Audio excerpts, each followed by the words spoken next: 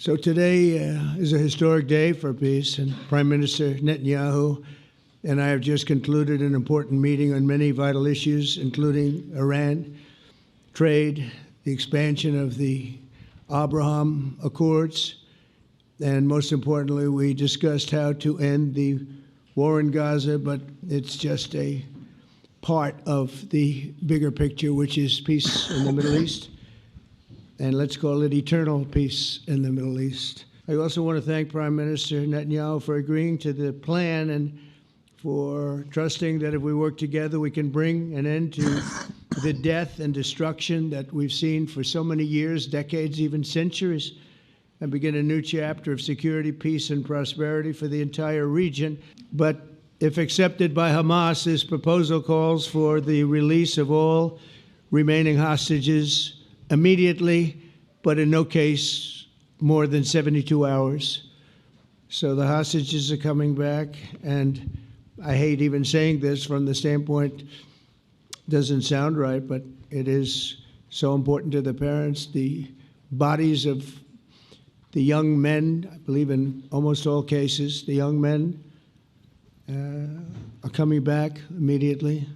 And it means the immediate end to the war itself, not just Gaza. It's the war itself.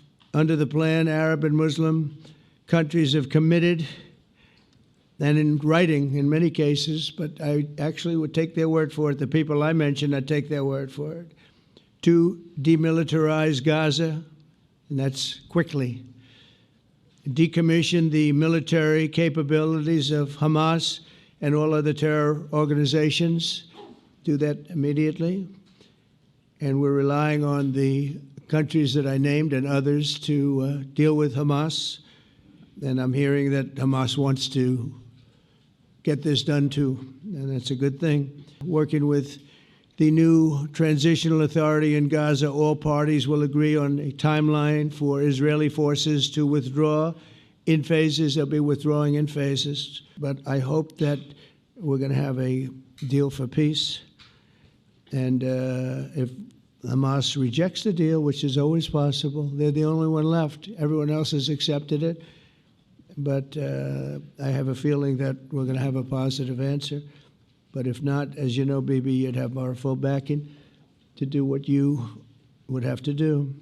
Everyone understands that the ultimate result must be the elimination of any danger posed in the region, and that danger is caused by Hamas. To ensure the success of this effort, my plan calls for the creation of a new international oversight body, the Board of Peace, we call it, the Board of Peace, sort of a beautiful name, the Board of Peace, which will be headed, not at my request, believe me, I'm very busy, but we have to make sure this works.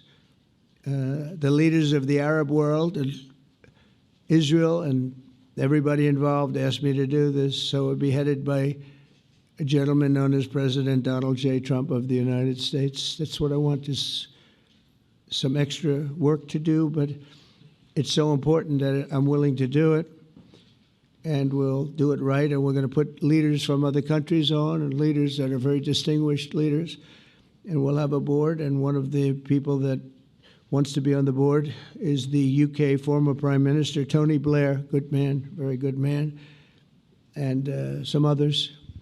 And they'll be named over the next few days. Hamas and other terrorist factions will play no role in the board, but they'll play no role in the governance of Gaza at all, directly or indirectly, as you know. And now it's time to get our hostages back and get back to trying to build something that's really great and very important. In our meeting today, Prime Minister Netanyahu was very clear about his opposition to a Palestinian state. And he continuously mentions October 7th, and I understand that. Most people do. But he is a warrior, and Israel's lucky to have him. But now the people want to get back to peace. They want to get back to normalization in a true sense. Several countries have foolishly recognized the Palestinian state. As you know, some of our European friends, allies, good people, but they're really I think, doing that because they're very tired of what's going on for so many decades. They've been presidents and prime ministers for years, and during this time, having to do with the Middle East, all they're doing is talking about the same thing over and over. They want to see it get back. And nobody wants that more than me, or I believe Bibi too. So there are many Palestinians who wish to live in peace. Many. I've seen so many of them. And they have support. And I challenge the Palestinians to take responsibility for their destiny, because that's what we're giving them. We're giving them responsibility for their destiny, fully condemn and prohibit terrorism and earn their way to a brighter future. They don't want the life that they've had. They've had a rough life with Hamas. What the future holds for the Palestinians, no one really knows, but the plan that we put forward today is focused on ending the war immediately, getting all of our hostages back, getting everything back.